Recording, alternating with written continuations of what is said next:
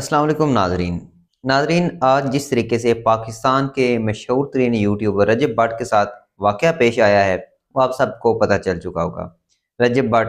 اپنی پیشی پر کراچی کے بار میں موجود تھے، جہاں پر وکلاء نے ان پر تشدد کیا اور دھاوا بول دیا اور ان کے اوپر گھونسوں اور مکوں کی بارش کر دی، جس کے بعد رجب بٹ اور ندیم نانی والا جو ہے وہ زخمی ہو گئے، لیکن جو رجب بٹ ہیں ان کی زیادہ زخمی آنے کی اطلاعات موصول ہو رہی ہیں۔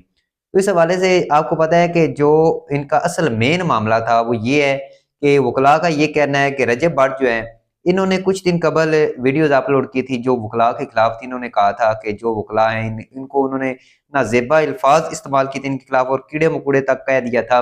تو اصل جو غصہ ہے وکلاء کو وہ صرف اس چیز کا ہے، اور کہا جا رہا ہے کہ جو لوگ ان کے اوپر تشدد کرنے آئے تھے یا جنہوں نے حملہ کیا ہے ان میں وکلاء کی وردی میں دیگر لوگ تھے، یعنی کہ وہ کچھ لوگ تو وکلاء تھے لیکن کچھ لوگ ایسے بھی تھے جو سول بندے تھے لیکن انہوں نے وکلاء کی وردی پہنی ہوئی تھی اور ان کے ڈریس میں موجود تھے جنہوں نے ان کے اوپر حملہ کیا۔ اس حوالے سے رجب بٹ نے جو ہے وہ الزام لگایا کہ میرے اوپر صرف وکلاء نے نہیں بلکہ جو دیگر لوگ ہیں انہوں نے بھی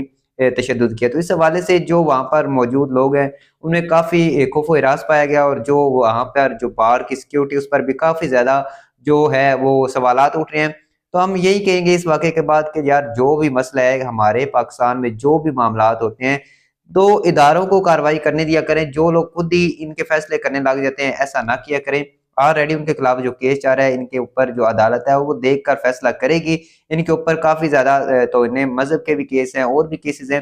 تو یہ تو آلریڈی مجھے خود اچھے نہیں لگتے یوٹیوبر رجب بٹ، لیکن جو اس طرح کے معاملات ہوتے ہیں اس کے بعد جو ہے وہ خود بندہ پھر ظاہر سی بات ہے کرمنل بن جاتا ہے۔ تو ایسے معاملات سے ایوائڈ کرنا چاہیے اور تھوڑا سا برداشت جو ہے وہ کام لینا چاہیے۔ جو عدالت ہے انہوں نے 13 جنوری تک جو ہے وہ ان کے کیس میں جو ہے وہ زمانے میں توسیع کر دی ہے، لیکن جو آج کا معاملہ پیش آیا ہے یہ بہت ہی افسوسناک تھا، ایسا پیش نہیں آنا چاہیے تھا۔ تو بہرحال اللہ کریم ہمارے ملک کی حفاظت فرمائے، آمین ثم آمین۔